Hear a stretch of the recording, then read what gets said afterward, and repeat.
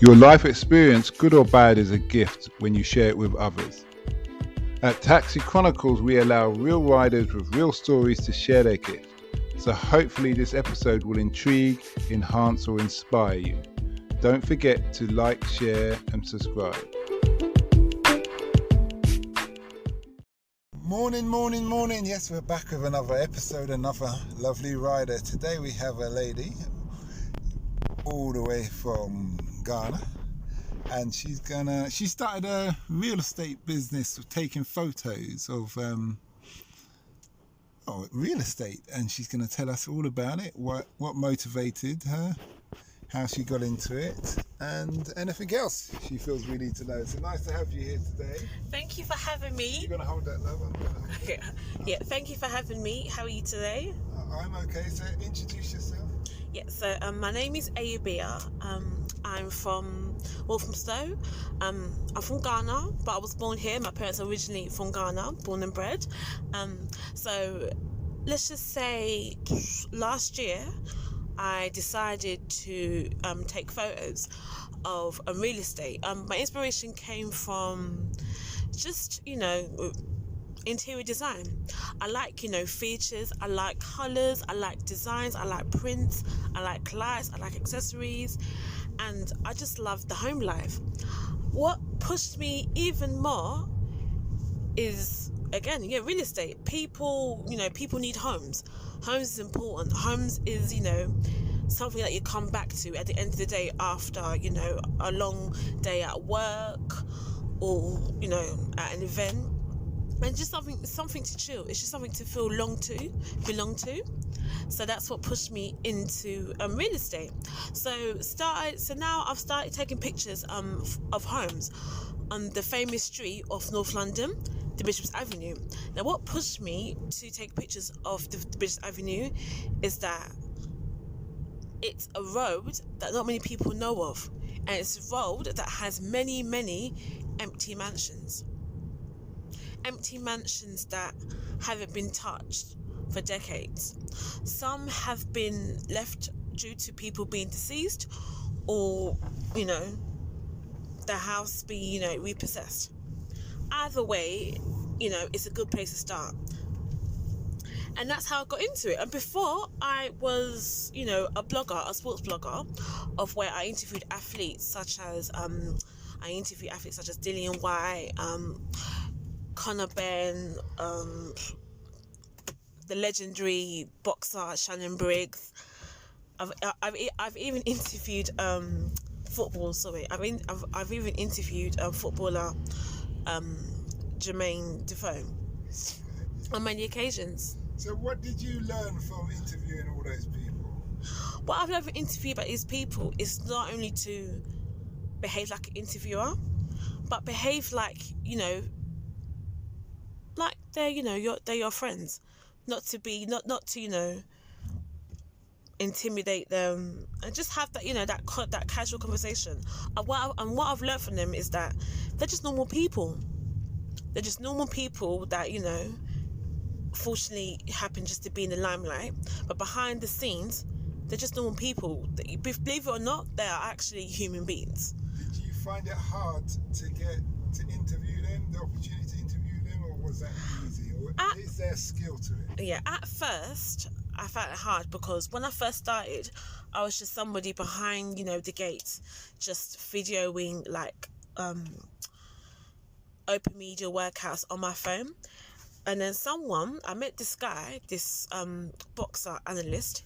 His knowledge, I don't know, it's like he ate knowledge and swallowed knowledge of boxing. I met him. His name is called EJ Boxing Live. Big shout out to him, because he's the one that put me on.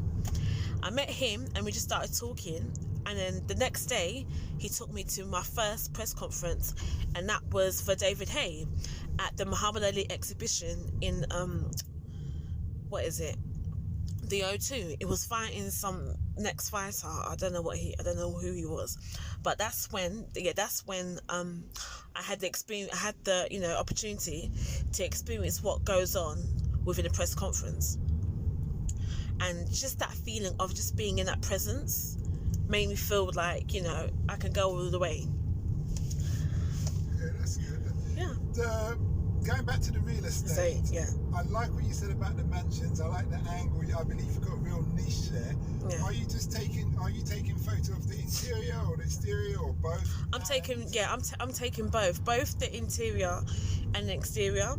It is that market is hard to get into, but I believe that if it's a market that you want to get into, you have to keep going, and that's what I'm doing.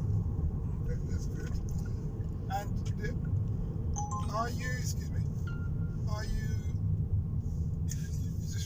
threw me in it. When you do the photos of the interior, is it set up with people doing everyday activities, like living activities, or is it just photos of the furniture? Photos of the furniture, not exactly people living there, because they don't want, most of these clients don't really want their face to be shown. So basically I'm giving permission to take a picture of the interior. For the clients, including the furniture, the accessories, and what's there. Oh, I see. Yeah. I see what you mean. I was thinking more along the lines as, you see, like when we're building, so I used to be in commercial construction. Oh, okay. Site manager. Yeah. So when they're building a massive development, and let's say it's multiple homes, like things they have at Elephant and Castle, Stratford, things like that. I think they're doing something not too far from here. Yeah. They show what life would be like for someone living there. Oh, okay. So you see the mum in the kitchen looking out. Interesting. Yeah, that kind of theme. The faces are somewhat blurred at times, or sometimes they're not. But the idea is that people can see, I'm like that woman, or I'm like that person. I can be. So that's why I was thinking of more of that angle. Okay. Oh, that angle. I mean, that angle, I'm sure it works with different companies, but at the same time, in regards to blurring at their faces, if you're blurring at their faces, then is there really any point of them being in there? Because they're not the main focus. And that's where they do it. If you see it, the image is there, you can kind of see. But moving along, because we're running out of time here, and you've been a superb guest. Thank you. What's the impact you want to have on the world?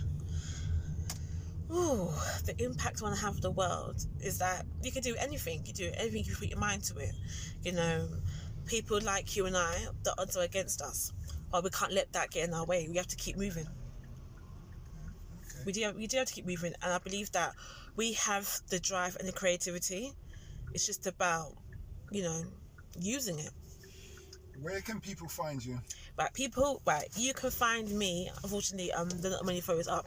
You can find me on A_shots86 on Instagram. And you can follow me. And then there'll be new photos of new homes coming up. I'm really trying to build a big client base. And obviously, as I build a client base, that will be 100% confidential. Okay. And for the blogging where you did the sports, because that sounds very interesting, I'm sure there's many people out there who'd be interested. Where can people find you? Right, with that, what I can advise you to, what I can advise you to do is just keep a lookout on the page for the real estate, and then I will shortly put details upon there of where you can find details about the boxing media work. And there'll be more coming. Okay then. Thanks a lot for that. We hope you liked that Taxi Chronicles interview. Don't forget to share and subscribe to get the latest episode. Ever considered investing in the continent with the fastest growing economies and population on Earth? The same continent that holds 30% of the world's known natural resources. Listen to our sister podcast, Africa Investor Stories, where you hear real investors with real stories from around the world share their experience of investing in Africa. We post Monday and Thursday at 10 a.m. British Standard Time.